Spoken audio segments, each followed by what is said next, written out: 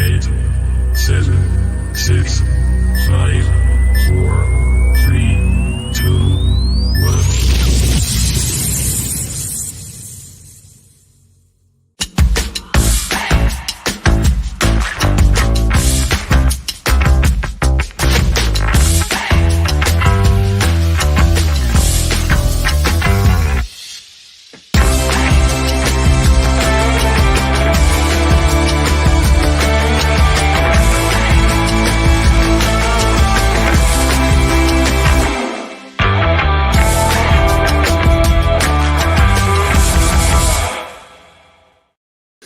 Good evening, everyone. Welcome back to Through Black and White Eyes again today. I know I did the live draw and just done a little video as well, but it is a massive game tomorrow night where we welcome Brighton to St.James's Park, and it's going to be a huge occasion. I'm very privileged to have Mike, who's able to come on tonight to discuss Brighton's side of things and also to get his insight on Newcastle and obviously to give our opinion on Brighton as well, because both clubs got promoted at the same time and both doing a hell of a job trying to pressurize the so-called top six. The usual stuff just before we bring Mike in. Benfest is going to be live on the 29th and 30th of July. Some absolute fantastic bands there, live music, tribute bands. Honestly, buy yourself a ticket, guys, and get yourself there for the weekend. Kids are invited as well. All that sort of stuff. It'll be great for everyone, I promise you. And if you do enjoy the show, hit the subscribe button and the thumbs up button. It's as simple as that. It's nice and easy. Good evening, Mike. Evening, Baz. You all right? I am. How are you? I'm fine, thank you. Yeah. Good. Let's see how your signal holds out tonight. Yeah. Apologies in advance. It's always interesting, isn't it? It's an absolute pleasure having you on. As you know, we do the Premier League show together, but it's nice to get a one-on-one conversation about our two clubs and not having Steve chirp in the background. These absolute dross that he likes to come out with. I think he's occupied tonight with half the Brighton fan base. So typical of them. If anyone would like to become a member tonight, the link is in the top of the chat. And remember, we do a prize every month. Next month's prize, if I'm able to do it, should be a signed Peter Beardsley poster. So hopefully that will be the next month's prize. Yes, today's prize was given signed goalkeeper top. So a great prize in my band. We'll quickly start with this question because it has just happened today. Tony has been banned for 8 months. Right at the end of the season, which means it's an immediate ban. He's going to be sitting at home in the summer. That's going to count towards his ban. Do you agree with it? Is 8 months too much? Is 8 months not enough because of the summer break as well? I think if you're going to give him a ban for 8 months, it needs to be when football's on. Yeah. So it just seems ridiculous. It's like, why not just give him a 4-match ban or a 6-month ban? You know, just do that. Just means nothing, does it? Is it 5 months he'll see? Oh, yeah, 5 months, yeah. So which to be fair, it is a lot, but you know, 8 months seems wow, like, you know, that's incredible. But when you think he's not going to be sort of doing any football anyway, it just seems a bit pointless. Yeah. I don't understand the part of it that he's not allowed to train. That seems a bit harsh for me, because as an athlete, you need to carry on training for when your ban is finished, you're ready to come back in again. I know you'll be able to go and do all the training and all that sort of stuff, like treadmills, running and all that sort of stuff, but kicking a ball, you know, you've got to keep your skills fresh, haven't you? And you've got to know your teammates. You've got to know the tactics. Is that the harsh side of it, that he's not allowed just to carry on that? I mean, it could affect his mental health a little bit as well, not being able to be around the team and being involved. He could feel isolated. Yeah, I think he doesn't strike me as a sort of character that would be that much affected by it. I think he's quite grounded in that way. But I don't. I mean, maybe that side of it, not training, but there's probably ways around it. I don't know. Like they can. I know that maybe they're sending videos or stuff like that, so he can sort of be still seeing that side of it. I'm not quite sure how they're going to enforce it. Yeah, it'd be a strange one because you have to have someone down at the training ground all the time to make sure he's not there. I suppose the press will always be there. There's always cameras. If he does try and break the rules, then someone will jump on it very quickly, won't they? Yeah. Yeah, it's a strange one. Right, both managers at press conference today. So Eddie Howe on the final 3 games. One of the things I've always used in a pressurized situation for the players is to keep things very simple, clear, and not overcomplicate things. I think that's really important in this moment. Now, it's massive 3 games for both clubs. Eddie Howe says the pressure is a privilege, which is a great way of putting it, because let's face it, last season we were facing the pressures of relegation, not facing the pressures of finishing in the top 4. It's been an unbelievable season for us. Yourselves, you've continued your good form from last season. You know, you're going to finish in a European spot by the looks of things. I know tomorrow night could be a big dent in that potentially, but I still think you're going to have enough to do it, even if you get beat on Thursday. Yeah, I'd like to think so. I think we got straight after you, we got Southampton. So I'm hoping that we can do that. And Villa are playing Liverpool. So I think, hopefully Liverpool will beat Villa and that'll take Villa out of the equation, which then would kind of almost certainly seal us a place in it. But obviously we've got to take care of Southampton. We've now got nothing to play for. So who knows what Southampton team will turn up now. But I think if we are sort of determined and fixed and just concentrate on what's ahead, then we should be able to do it. Like in the position we are now, I think that Arsenal was a big fixture for us and a big result. And had we lost that, then it's kind of touch and go. But I think that's put us in a really strong position now. Yeah, I mean, that was some result, which we'll come to a little bit later on. Your manager said, McAllister and Moses Caicedo, I said there can be possibilities to lose big players. We are Brighton, and I know the policy of our club. It's starting to feel a bit like Southampton for me. If you just keep a hold of all your best players, you could win the title. I think, like, as a Brighton fan, like, your heart is, you want the players to stay, you want them to be loyal, but I don't know, the head side of it, I know I'm under no illusions as to who we are. We're sort of punting with some massive teams in there, and a lot of our players want to play Champions League football. I suppose the sickener for me is, had we not been stitched up by VAR, we'd be close to that now. I think out of the two, McAllister is more likely to go than Caicedo, but I think it's possible they both will go. And that's what De Zerbi, what he was kind of saying was, if they do go, we've got to be ready for that. And we've got to recruit cleverly and recruit now and get players in, which we started to do already, much to Steve's amusement on the quality of them. But we started to get players in and building a squad now, which you've got to do for European football, playing the two games a week, which is going to be like regular for both teams. Something your players have got to get used to. Some of them would have done it on the continent. Some, it'd be the first time they've done it. So, there's not many players in the Newcastle squad I can think of that have played, week in, week out in European competition and flying around and all that sort of stuff. So it is going to be very, very interesting.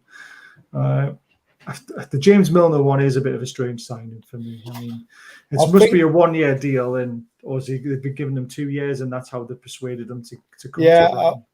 I'm convinced with James Milner, it's more to do with the experience that he can bring to the younger players. We had a similar thing with Adam Lallana.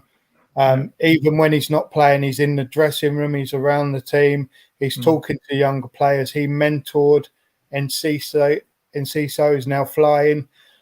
So I think that experience that a player brings is invaluable. James Milner is getting on, we know that, the age, but he could still slot in games and give us a bit of cover in certain positions. But I'm pretty sure it's a coaching side, and maybe the club's got half an eye on when De Zerbi sort of shifts off and Lallana's been working over him. It could be that they go that way. I don't know. I don't know what Tony Bloom his thinking. But the fact that Lallana's been doing his coaching badges and working closely with De Zerbi kind of would make sense in some ways. It's interesting. Milner is a number 2 or something like that when he retires, potentially. Yeah, I can see it. It's a bit surprising because I think though, Baz, what you got to remember, we've got loads of players who've never played in Europe. So to get someone who comes in who's a serial winner, who's won stuff, who's been playing at the highest level, that experience that you bring to the kids, you just can't underestimate that. Yeah. We had it, Tim Krul, and we had it with Tim Krul at our place when he was just a number 2. The fact his presence there made Matty Ryan at that time have the best season that he ever had under us, because he was pressured by a class goalie, and so that experience you can't underestimate. Bringing someone like that into the club, if he does come, is kind of a no-brainer from our point of view. Yeah, I totally get it. It's just I think Brighton are bigger and better now, but again, it's hard to. No disrespect, but when you're down there where you are in the country, it's hard to attract players, isn't it? This is the thing. People want to go to London. People want to go to Liverpool. They want to go to Manchester. Even we're going to struggle at times to attract big players because they want to play in the big city lights, don't they? Where all the way up in the north, you're all the way down in the south. It's not as appealing to some of these bigger players. I think probably you could probably take a bit of sort of example from Man City when they first got money and first got back in. The players they were attracting weren't the players that they're attracting now. Yeah. So things like that take time to establish, but eventually, no doubt about that, Newcastle are going to be massive players in that top 6. But it's going to take time, and as long as you're patient and trust the process, it's a good journey to be on. Oh yeah, we're loving it. yeah, I'm sure. Joe Linton, one of the men who again looked like a £40 million flop, he now looks like a £40 million bargain. It has took a little bit longer than usual, but he says he's proud of himself. A lot of work has been done, and there's still a lot of things I have to improve on. I wish I had more goals and assists, but I'm happy with my performance this year. You've heard me slag off Joe Linton God knows how many times, especially under Steve Bruce. His turnaround, there's not many players I can think of who have turned their career around as much as he has. No, it kind of shows the coaching ability of Eddie Howe, really. There's been, and I know you get bantered for it and that, but it's clear that there are certain players that were in your team that under certain managers were underperforming and not fulfilling their potential. He's really embraced those players and given them the freedom to play and play them in positions where they can kind of express themselves and be the players that you thought they were going to be when they first come to Newcastle, So Joe Linton's a great example of that, about how if you get a player and coach him right, you see the real player, and I don't think what Eddie Howe has done at Newcastle can be underestimated. And he's obviously a good coach. He done brilliantly at Bournemouth on a ridiculous budget, and now he's at the other end of the scale and he's doing remarkable things with your team. Yeah, it's crazy. Anyhow, as also said, especially at home, it's absolutely crucial that we try and involve the crowd and show them we're in the game to perform, to show everyone how committed we are to success for the club. The first 15 minutes is going to be very vital on Thursday night, isn't it? If you can keep us quiet and stop us from getting an early goal, you'll grow into the game. And then if you produce what you did against Arsenal, we could be in trouble. But if you crumble like you did against Everton, it could be another horrible night for you. Yeah, bang on. I said this on the Premier League show to Pete. I said, look, I had it as the first 20 minutes was just key, because your crowd is going to be absolutely vocal. Against Arsenal, Willock hit the post. Had that gone in, it's a totally different game, Arsenal rode that and then grew into the game as it went on, exactly that. And you're right, that's exactly how the game's going to play. If we can just ride out that 20 minutes, then we will grow into it and we will cause you problems. Oh, I have no doubt about that, especially the way you've been playing. again, if we want to reach the historic target, we have to make historic results. I love the way your manager talks. It reminds me of quite a lot of Eddie Howe in a way as well, to be fair. Both very enthusiastic, both very honest when they talk. And he's right. And there's a lot of Newcastle fans at the moment on Twitter. They're like, oh, we've got Brighton. We've got Chelsea last game of the season. It's like, but if you want to be a big player, you have to perform in big results, in big games all the time. And there's no bigger game than tomorrow night, is there? And it's both managers are going to want to win. A draw really isn't a good result for either team in my eyes, because we still need 6 points. You need as many points as you can get. But he's right in what he's saying, is that if you want to qualify for Europe, you've got to beat teams like Newcastle. You've got to beat teams like Spurs and Man United and all them lot. Yeah, I mean, he went on about the results that we've got this season. Man United beating Arsenal. I think like after the Man United game when we lost to Everton, he kind of suggested there was a bit of complacency in there, that there was a bit of fatigue, but also that we had just thought we'd beat Man United. This is Everton. We're going to absolutely steamroller them. Yeah. And obviously the opposite happened.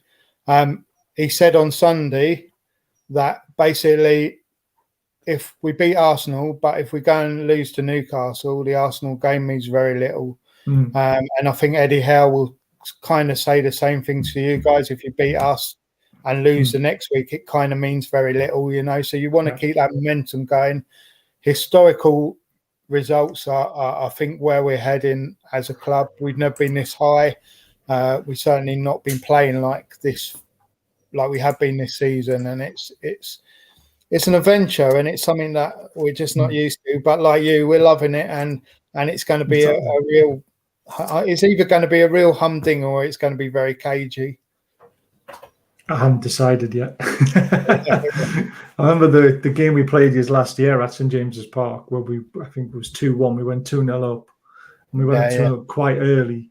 You then got the goal back, and we were hanging on for our dear lives. And I don't want to be watching that kind of game again. So it's going to be very, very interesting, very tight. And Eddie Howe says it's one of the things we're looking forward to. It's going to be a really good game between two excellent teams. I've got a lot of respect for Brighton and what they've done this season and how they play. And again, you play like us. You try and play with freedom, don't you? You like to play it from the back. You like to pass the ball around. And it was evident against Arsenal. And there's a lot of respect from both managers for both teams, isn't there? Yeah, absolutely. De Zerbi had lots of praise for Eddie Howe and the job he's doing, and basically said Newcastle deserved to be in the Champions League. That was his words today. So our sort of style has been, we kind of like goad the team onto pressing, and then when the team presses, we then kind of try and bypass them through the midfield. It's quite intriguing, and it was interesting with Arsenal because it was one of the things I was really watching Arsenal falling into the traps of exactly that. They're trying to press Jason Still in goal, and then he just goes right, it comes back to him, and then he just goes into the middle. By that time, the player's taken out of that position, and then you're on the transition, and it's like that. But Newcastle, very. I mean, some of the intensity that you've shown in some of the games has just been like. I mean, some of the teams have done well to like hang in there. At times it can be relentless, and like when the crowd gets going, it can be quite a daunting atmosphere and a daunting prospect. So that's what we need to do is get the crowd quiet. Really, that's our objective, I would think. Steve says we need to bench Isaac. That's a strange take, but we'll come to the lineup soon because it is very interesting. Is that Steve Palace? Yeah, I love it. Brilliant. So this is a bit of a strange one at the moment. Obviously, Sanchez has been a quality goalkeeper for you. I mean, is he acting like Fraser did at Bournemouth to get a free move away? Doesn't want to play out the end of the season. Doesn't want to get injured. I don't know the full story behind it, but it's not nice to see this. No, it definitely appears that way. It's as I say, the way De Zerbi plays is he likes the goalkeeper. The attack starts from the goalkeeper, and Jason Still is really good with his feet. You've seen his distribution. Robert Sanchez is not that. He's a great keeper, great shot stopper, but he's good on the initial. So initially, a pass to Lewis Dunk or Webster or Colwell, the ball come back to him, the other team press and he panic. And that's the difference between him and Jason Steele. So because of that, De Zerbi's dropped him out. It seems said Jason's more suited to the way we play. And it looked like he stomached that. We were in the FA Cup semi-final. He played in that, had a good game. But then he's dropped out of the team again. And it really looks like he's sort of anchoring for a move now away. And I think because of the way we play, I think we'd probably let him go, to be honest. I mean, you always want to have 2 quality goalkeepers if you can, but keeping them happy is almost impossible, isn't it? Yeah, I'd be surprised if we don't recruit another keeper if he goes. Or Rushworth is our young keeper who's been on loan at Lincoln, who plays very similar to Jason Steele, so he could possibly be the number 2. But very difficult to be that agent when you're playing in Europe and trying to sort of play in the Premier League as well. So it wouldn't surprise me if we do sign another keeper. Interesting. This is interesting for Newcastle. Obviously, we pulled out Lewis Mini from the under-17s this week. He's very highly rated. He signed a new contract recently. He's been training with the first team regularly, and apparently he could be involved for Thursday night, which is great to see because we've not seen any young talent come from our ranks, obviously, since Sean Longstaff, but we're talking a different level, this lad. He's got everything. He's a box-to-box midfielder. He scores goals. He can hit the ball from distance, which we seem to struggle with this season. We don't have someone who likes to have a pot shot other than Murphy, who he has a pot shot and probably 1 out of 100 goes in. Unless he's in training. Apparently he does it week in, week out in training, but can't do it in 90 minutes. But obviously, you know very well how important it is to have players coming through. Brighton have got an escalator with them, haven't they? When one goes, another one comes. Yeah, absolutely. And it's if you want your academy to progress, the players coming to your club have got to see a route to the first team. If they don't see that, they'll join other teams, and your academy will take longer to progress. So the Dan Ashworth effect will be getting some of those younger players to come through your academy into your team. And because I would say you're further down the line than we are with doing that, it's going to take time before you see a procession of those sort of players coming through. But you will start seeing them. And but there'll be times when your academy's brilliant and you've got like a few coming through. There'll be times when it's not so great and you only get 1 or 2 coming through. But what you will start seeing, I don't know if you've seen it already, is your young players in the match day squad. So even if they don't get on, they'll be with the first team. They'll be getting used to the training, to the other players, and that's when you're seeing the progress happen. So it will happen in Newcastle, and you're going to see players coming through, and you need that because it saves you millions. It's look at us with Ferguson. A number 9 like that would cost you like a fortune in the transfer market. So we've lucked out with that, and he saved us millions, and he's going to earn us millions down the line. So, and that's what you want when you sell these players on, to bring money in as well. And even if your players don't make it regularly with Newcastle, they go to other teams, and it brings you income into Newcastle. It's like a no-brainer to have a good academy, and it's be good to see that if you can get those players coming in. Yeah, I was just about to say that. I mean, Chelsea have made 100 million, in the last couple of years just from selling players that they bought cheap, put in the academy, developed them, and then sold them on. Yeah, absolutely. It's not a new thing by any means, but doing it well is new. Doing it well is difficult to do, and you can't just bung everyone in. And like I say, there will be times when none of your academy are good enough to get in your team. But I mean, we've got players like Roy Chiesa, who's playing now at Coventry, who we've got to sell on. So if Coventry sell him to a Premier League team for whatever, we're going to get a percentage of that. So deals like that go under the radar with other teams. So and that's what you'll see Newcastle doing a lot of, and generating income. that you can invest either into facilities or the match day squad or, other things sort of to help it create this sort of winning environment. Yeah.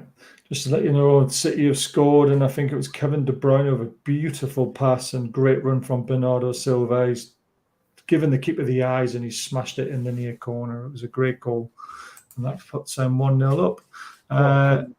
Yes, Lee, we talked about that at the start of the show about Tony being banned. I mean, he's a player we would both now stay away from, wouldn't we? We wouldn't even entertain signing him.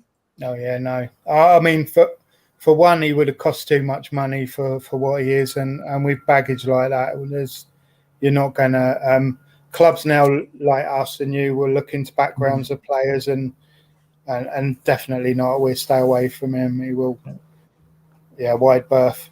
Yeah, I mean, we should know him very well. Obviously, we sold him. Yeah. But, there's no doubt in the guy's ability. He's a natural finisher and he's great for Brentford, but you just can't have that sort of thing hanging around you, and if there's anything else happens now, he's going to get the sort of book shoved at him. So it's going to be a risk for teams now. Yeah, definitely. Question for you, Mike. Do you reckon it's disrespectful for the press, aka TalkSport, bang on about who's buying from Brighton? Now you're legitimately top 6, bit like us. I don't think so. I think it's a reality of who we are, to be honest, and that might be a very pessimistic thing to hear, but we're not at the moment. We're not a big club. We're trying. I think De Zerbi says we're trying to be a big club, and at the moment we're going to find it difficult to hold on to those sort of superstar players. So McAllister's a World Cup winner. To think that he's going to stay with us another 2 or 3 years is just not realistic at all.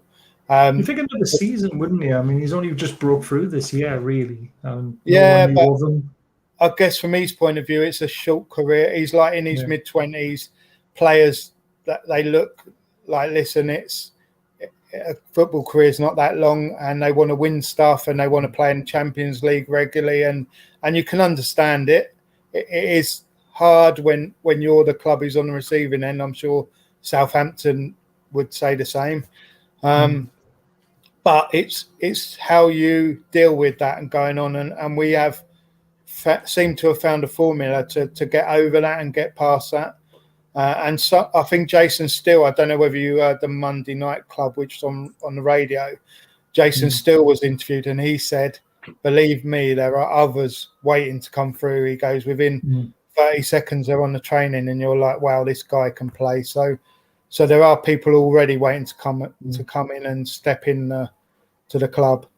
Like I said, conveyor belt at Brighton. Yeah, it seems to be. Yeah, this is what I mean. Is you can just keep a hold of these players. There's no reason why in 2-3 years' time, if you could challenge for a title. It's crazy. Yeah, I think there was definitely a shift in Caicedo because before we would have just bent over and said, "Go Arsenal, you have him. That's it. He's yours." We actually said no. We want to get into Europe. So I think if you're on the cusp of something like maybe a cup final or getting into Champions League, then the attitude's going to be, well, no, you're not going to leave. You're going to leave on our terms. If you're under a 5-year contract, you're not going to go just because you want to go. You're going to go when it's right for us. And with Caicedo, it just wasn't. And it's been proved. Caicedo's performances have been amazing, and he's been one of the integral parts of us getting where we are now. Quality player. Someone asked, what player would you buy from Brighton? And I said Caicedo for Newcastle. I don't know if you agree with that, but I think he would fit in perfectly to allow Bruno to go and do his stuff. Yeah. Or McAllister. No, I mean, I've said on the other show, so years ago, Basuma came to us, and I said Basuma was the best player I've ever seen in a Brighton shirt. He was class. Caicedo is like 100 times better than Basuma. He's by and large the best player I've ever seen in a Brighton shirt.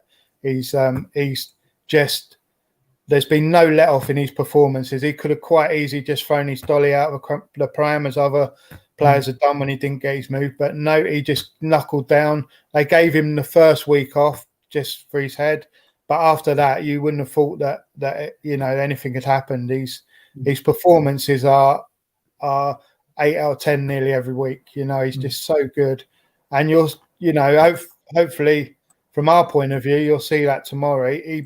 He wins balls that he just shouldn't be winning. He's just such a good player. Yeah, he is. So he'd be the top player I would sign from me. So I know everyone raves about McAllister, but he can't do his stuff unless Caicedo does what he does. And that's what people forget about Sean Longstaff at the moment with Bruno. Bruno can't do his stuff, for Sean Longstaff's not in the team because he does the ugly side of things and does it very well. And you're right. And the thing is, McAllister will have poor games. Caicedo doesn't have a poor game. He really doesn't. Even when he's sort of performances are dropped, he's still very high, So out of the two, he's the one you'd want to be targeting. Yeah. I just wish I could just get in the ears. I mean, Dan Ashworth should know all about them, to be fair, but it's whether we can afford them. FFP is still a problem, unfortunately. Yeah. Right, let's have a look at some team news for both sides. Obviously, we've got Sean Longstaff out, Emil Kraft out for the season, as we know. Matt Ritchie's out for the season, and Jamal Lewis is potentially out for the season as well. So we're still praying Shaw does not end up with a head injury, because if he does, we're screwed at centre-back. And you've got Sully March, who's a big player for you guys, who's potentially out. Is that true, or is that SofaScore getting that wrong? Sometimes they do get this wrong. No, Solly March is he's out for the season. He did his hamstring. I think it was the third Everton goal. Right. He was chasing him down, and he just pulled up, and it's very unlikely to see him before the end of the season. I don't think you'll see Veltman either tomorrow, so I think he's out. And then obviously we've got the usual suspects. So Tariq Lamptey's out, Jacob Mulder's out. Those players won't be in. But basically, it's going to be the same team that faced Arsenal. Really, that'll be no changes, I think. Yep, there's your team there. Yeah. Pascal Grope is obviously having an unbelievable season. Did you see that performance in him this season, the way he's been playing? He's not played at this kind of consistent level before. He's always been a bit of an unsung hero for us. So his assists and all that are pretty high. But this season he's been unreal. He's been for me one of the players of the season without a doubt. He's just been so good. Again, his performances haven't really dropped all season. I think he's one of the only players that have played every game. So great player, great servant, and one of the best things we did was giving him a 2-year deal. That was amazing. Yeah. Gilmore is someone who we've seen glimpses of, but now he seems to be getting a regular run, and he's obviously smashing it at the moment. Very good young talent again on your hands. Yeah, I mean, he's had to bide his time, and by his own admission, he was stuck behind Caicedo and McAllister, so he's struggled to kind of break that midfield. But he's got his chance, and he's been taking it, and he's putting some really good performances. And he's a guy we know from playing from Scotland against England that he's got that potential to put in that performance. And if he can get a bit of consistency for us, and there's no reason why he couldn't play a major part in easing us away from Caicedo or McAllister if they go. I'm looking at your formation. I'm trying to work it out a little bit, because Caicedo at right back, does he push into midfield and you go free at the back and you end up with a 3-5-1 or something like that? So basically, he's been playing right back for the last few games. Right. Basically, what tends to happen is he will, during the game, drift inside into the middle, and you'll see Gross drop to right back. And so against Arsenal, he's carrying the ball through the centre a lot, but always getting back to right back. Right. But he will start there because we've got no recognised right back available.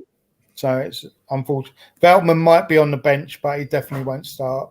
Right. Could be a dangerous side for us then if we have ESM playing or Joe Linton playing. Yeah. It could be, but he has been really good there. He's a quality player.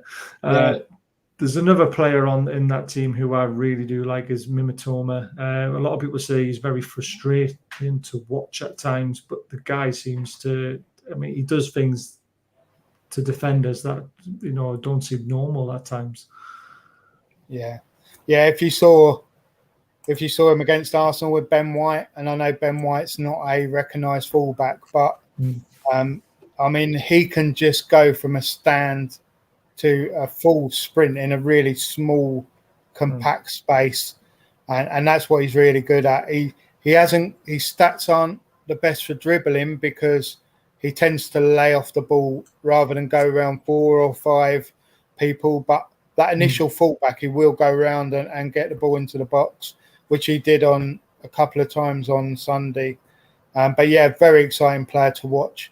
And next year, we've got a player called Adringa. He's been playing for USG, and he's coming, and he is like Matoma. So that is, Scary. if anyone checks him out, go and check him out on YouTube. He's like a quality player. Another one like Matoma who's going to play on the wing and give fullbacks torrid times. Well, Kroos has just absolutely rattled the crossbar from 35 yards, and it is the purest strike I've seen in a while. The ball hardly moved in the air. Still 1-0 though, but it's a hell of an effort. Real Madrid nearly getting back in the game, but City seem to be dominating. Yeah, that's not good, mate. I'm glad you're all right now. Should never smoke. No one should smoke. Well, let's have a look at the Newcastle. The Newcastle team is going to be very, very interesting because I have heard a rumour that Anderson is due a start. Now, I prefer Anderson on the left wing. His performance against Nottingham Forest in the 45 minutes that he played when he took over ASM was superb. I don't like him in the midfield three because I saw him play against Sheffield Wednesday there and I wasn't impressed. And I know everyone had a bad game in that FA Cup, but it left a little bit of a mark thinking he's better on the wing.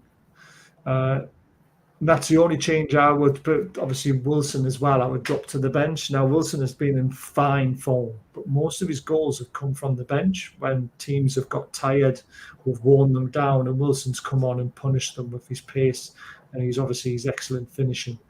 He only started 2 games and got 8 goals in April. So that tells you how prolific he was from the bench. And he won't like being a super sub, but that's technically, it could be his role going forward with his age and everything. It's hard to change the midfield three because, like I say, unless Anderson fits in there. 2-0 City. Bernardo Silva again with a header. Bit of a pinball tennis going on in the box, but Man City have put this game to bed now, being 2-0 up. Yeah, so Bruno, Willock, Joelinton, Anderson on the left. The back five pick itself, I would prefer to see Target in there, but Dan Burn obviously playing against his old team, he knows what he's going to be up against. I don't know what you've made of Anderson so far from the short time that he's played, and obviously I know you don't watch every game, but you would have seen enough of him. He's obviously talent, isn't he? So it's nice to see them. It's just does he deserve more minutes?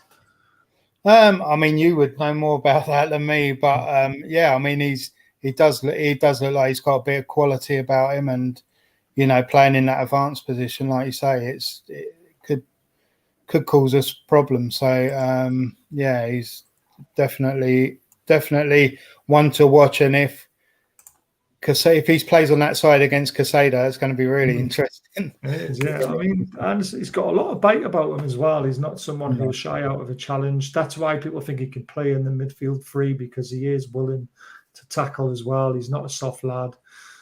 He's built well. That performance against Nottingham Forest for 45 minutes persuaded me he should be on the left wing. But it's going to be difficult because ASM is obviously, he came on against Leeds as well and he looked all right. Obviously, what do you make of ASM? I mean, for me, he's turning into a luxury player that we can't really afford to have. It is weird because a few years ago you'd say like he was your main threat, that would be your main outlook. I think some of his performances have been very inconsistent. which you get that from wingers sometimes. But yeah, it's kind of like I think you're right. It's kind of like he's gone off the ball a bit. Still able to cause defenders problem because when you've got that pace, you're always going to. But yeah, I think probably consistency is the key with that. Sorry, Andy asked me to put the team back up because he had to deal with his kids and he missed it. So there's the team again. Like I said, we have heard a whisper, it's a rumour that Anderson could be starting. We don't know if it's fully true or not, but where to put him, that's the question for you guys in the chat. Where would you put Anderson? What would your team be? Looking at that team, Mike, where would you be worried? Wilson obviously being on the bench, but Isak could start on the left. Wilson could start up front, and he might drop Willock and play Anderson there in midfield instead. I honestly don't know. Yeah, I mean, obviously, the midfield is where it's won or lost, I think. Bruno is just such a good player that if we can get control of that side of it, then I think we can cause you issues. But if you start dominating that area, we could have loads of problems. So I particularly like that midfield is Joe Linton and Bruno. Joe Linton with the legs, Bruno with the aggression, and that really could be a problem. And then obviously you've got people like Trippier, who are just the deliveries that the guy makes are just like unreal. You know, he's just such a quality player. Yeah, and that's always a danger when you get set pieces and you've got someone like that either taking a free kick or delivering a ball into the box. That's an area that could really hurt us because one of our real weaknesses have been defending set pieces this season. I don't think you need to worry about that because we never score from them. Yeah, but you might against us. It'll make a nice change for us if we actually did score. Yeah. I think we scored two from corners and set pieces. Direct free kicks is a little bit different. We scored a few at the start of the season, but we've hardly punished anyone for a very long time. Okay. It's crazy when you think about when you've got Botman, Dan Burn, Shaw, Joe Linton, all that height, Sean Longstaff, and we cannot win a header. And when we do, I don't know if you saw the game against Arsenal, but we literally had a 2-point blank efforts that were somehow kept out. I've got no idea how they still were to this day. The header from, I think it was Shaw or Botman. I mean, you were talking 4 yards out and the keeper saved it. It was just like... Yeah, that was a great save. I did see that, yeah.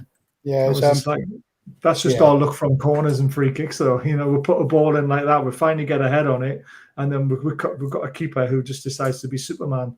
Yeah. Yeah. I think like I do like Isak. I think that he's pretty underrated by some rival fans. Oh yes. I think he's a good player. I saw him before he joined you a few times with the Swedish side, and he was class. You know, so I think he's very underrated, and he's got like very good control with his feet in tight spaces, as you saw with the goal that Murphy scored when he laid it across the area. So that's another area where if he's on it, it could be problems for our back four. Yeah, definitely. Yeah, I mean, unfortunately, when you I know who you've been talking about Isak, but all they did is look at last season's stats and then decided he got injured once and he didn't score many goals, so they just assume he's not going to be good enough. But unless you watch his international career and you also go further back, you would know there's a player in there. But this a guy who played in Europe as well, so it's not. And I think the thing is, a lot of the time with the critics, A, it's just for bites and banter, and B, it's also because they never watch the player. They literally you see him week in, week out, and you know the players who you think should be in your side, and you know the players that maybe you've got a bit of question marks over, and you see them every week, so you know that. And just some people I think mainly it's banter, but I think he is very underrated, and I like him. I think he's a good player. So, and I think you guys get behind him and like what he's doing and see him working hard week in, week out. You're going to appreciate that. Yeah, I mean, his attitude seems spot on, which I think both clubs have got right with all their transfers. You know, we don't just buy the talent, you also buy the person as well. You've got to make sure they've got the right mentality, the right attitude, the right desires, which is why a lot of people question the Anthony Gordon one. But when you actually sit and listen to him talk, he loves football, he wants to have a great career. And Eddie Howe knows what he's doing, and Ashworth and Darren Eales and everybody else in the backroom staff. And same for you guys. You pick up the right players with the right attitudes. I mean, listen, you're Newcastle, so people are going to try and dig out players who sign you. Anthony Gordon, there's no doubt from the performances he had from Everton, there's a player in there. And, you know, sometimes players settle straight away and they hit the ground running and their performances are like quite high straight away. But more often than not, it takes a player time to settle. And you've got to be patient. You've got to give them time. And particularly with him, he's a young player and he's still learning, still being coached, still developing, getting used to the way Newcastle play. Yeah.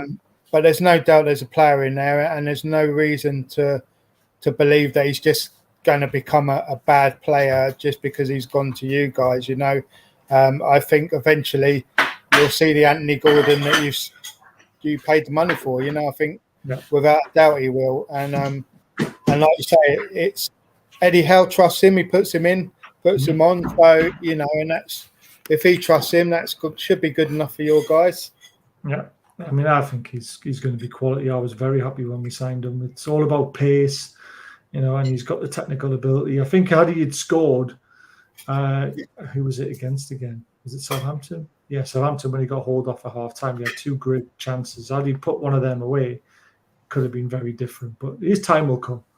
You know, there's lots of competitions next year for us, so he's going to get a lot of game time. City are absolutely all over Real Madrid. There's a chance of a third. Is he going to? He hits it. Oh, deflected corner.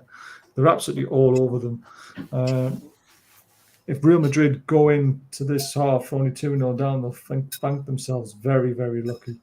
Let's have a look at some stats and what's been going on. So obviously we've had 3 wins, then we've had a loss and a draw. The draw was against Leeds, which was very disappointing, not seeing that game out. You've had a bit of indifferent form yourselves. You don't like drawn games. You either lose or win at the moment. You lost badly. You won brilliantly. It's indifference. It's got draw written all over it tomorrow night when you look at the stats. I actually said that to Pete. I said it should be a humdinger. It's probably going to be a 0-0. Yeah. Well, it is half time and it's 2-0 to City, who look like they've got basically one giant step into the final. Get your score predictions, guys, in the chat, and we'll see what everybody thinks. Head to head doesn't look very good in the Premier League. Obviously, we've had the Steve Bruce era, so it's really dinted our stats, but we've only won 3. It's been 6 draws and 6 away wins. However, the bookies have got us 19-20. We should be winning 51% of our games. We actually win 75% of our games when the odds are in our favour. Brighton 5-2. Normally only win 20. Should only win 29%. Actually win 50%. So you actually outdo your odds nearly by 50%. To be fair, that's a good little jump. A few things if you are going to be placing like an Aka or something like that. More than 2.5 goals, 7 out of 8 games for Newcastle recently. We haven't kept a clean sheet for 8 games, which is very surprising for us. Brighton have scored more than 2.5 goals in 4 out of the last 5. Both teams scoring 4 out of 5 and first to score, Brighton 4 out of 5. First to concede, Newcastle. So Brighton going ahead might not be a surprise tomorrow night. Less than 4.5 cards, 7 out of 9 and 5 out of 7. So it shouldn't really be a dirty game. More than 10 corners, which is a bit of a surprise. 4 out of 5, but Brighton more than 10.5 corners, 7 out of 9 less than. So you've got to be careful with corners there because you need both teams to really help you out with that kind of bet. So looking at those stats, I mean, it's tighter than what people think it's going to be. I mean, like you said, it could be a humdinger. Here's the previous results in the Premier League. there's not really many humdingers in there. There's a 0-0, a 1-0, a 0-0, a 3-0 to Brighton, a 2-1 to Newcastle, which was last season's. Like I said, that I think that made us safe, that game. Secured it, and it was a horrible game to watch as a Newcastle fan because we dominated the first 45 minutes. Then you guys came out in the second half and were a different team, and it wouldn't have surprised me if you actually came away with a point that day because we were very much under the pressure. But yeah, the stats are sort of in your favour over the last few years, winning 6, drawing 6, and we've only won 3. So you must be quietly confident that you've got a chance of getting a result, especially after going to the Emirates and winning so comfortably. I mean, I'm more confident because of the way we play, not based on any previous results, because the way Newcastle are a different team to the team we played even earlier on in the season. So, so I'm probably more confident in the way we play and believe in what De Zerbi does and how he sets the team out. But I do think the whole thing hinges on the first 20 minutes. That, to me, is key. I really think that if we can not concede in that first 20 minutes, then we'll grow into that. Possibly then we'll go on to win the game. But I think you could actually blitz us, be 2-3-0 up quite easily in that first 3 minutes. So the result at the Emirates was brilliant. You know, that's a highlight. The Wolves game's probably the best we played. Yeah, that was an excellent game. Yeah, the second half of the Emirates was amazing. Man United was great, but sandwiched in the middle of that was Everton, and that's always in the back of my mind. Is we've got, for every great performance in the back of that, we've got a horrific performance like one against Everton, and then we didn't play as badly against Forest, but we still lost that one, which admittedly was after the FA Cup semi-final, so there's a bit of a hangover there. But that's always just lurking at the back of my mind that if we were to concede, we could go and concede 2 or 3, and your crowd would just get absolutely. If you score early, the atmosphere out there is just going to be absolutely electric, and we could just crumble then. So I think that's key for us, is just holding you back or getting an early goal could be a thing as well. But trying to get the crowd a bit restless, a bit quiet. And I think that's what De Zerbi will be saying to the players is try and take it to you rather than let you take it to us. Yeah. I mean, Craig's saying we should sit deep and break and play smart. I mean, it's not how we like to play at home, though. We like to try and get on. Look at the way we steamrolled Spurs. We were literally at them straight away. I will say something in Craig's defence, because that is the system that beats us. That is, the teams that have played that system have been the teams that have actually got results against us. So Everton refused to get involved in any press at all, let us go to the halfway line and then pressed us. And by that time, our back four was so high up the pitch that they could bypass us, and that's how they got through our lines. So that's the sort of system that we've hated playing against. But I think because you're at home, I don't see you playing like that. Yeah, that's the thing. I can see Eddie wanting to go out and try and enforce our game onto yourselves, which could backfire potentially.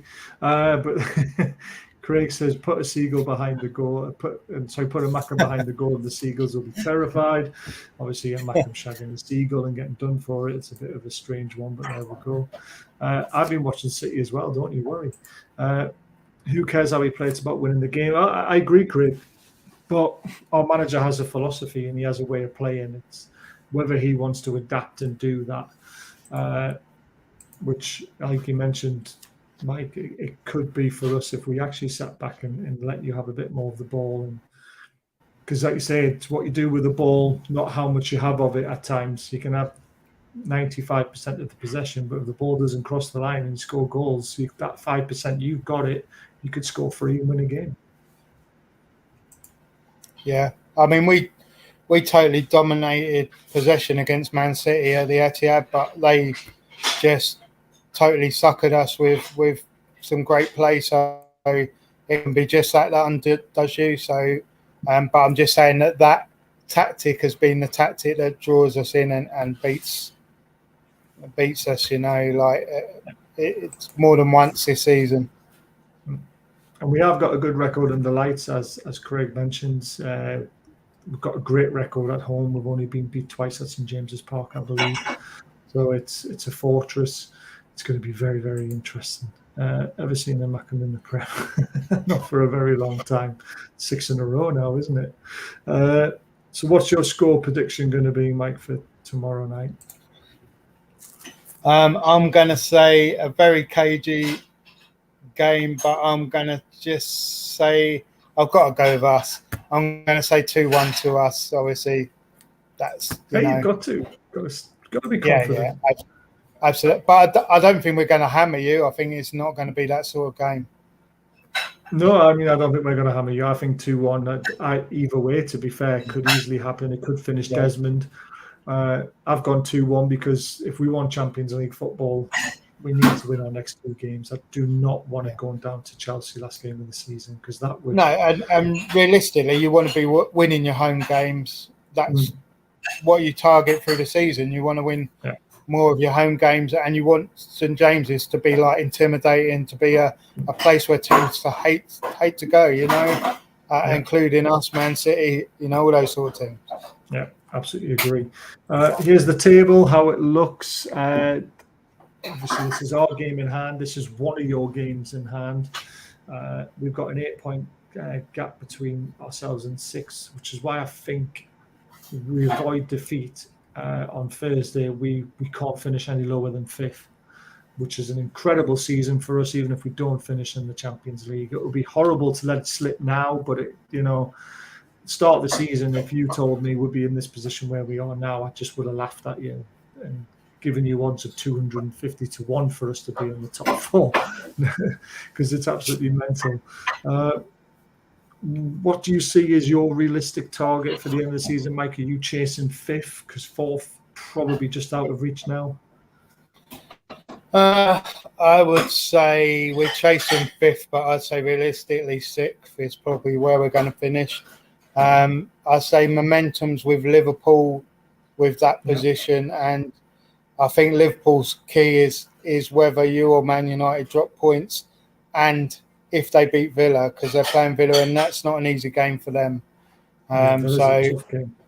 No, it's very tough. So I would say that's your danger, but I still think you'll be good enough to get in that top 4. It'd be very harsh if you drop out now, and it'd be a shame. Like I say, the only thing I can see is Liverpool maybe sneaking in there. It'd be the most Newcastle thing to do, to blow it at this stage of the season, to be fair. We're used to it over the years.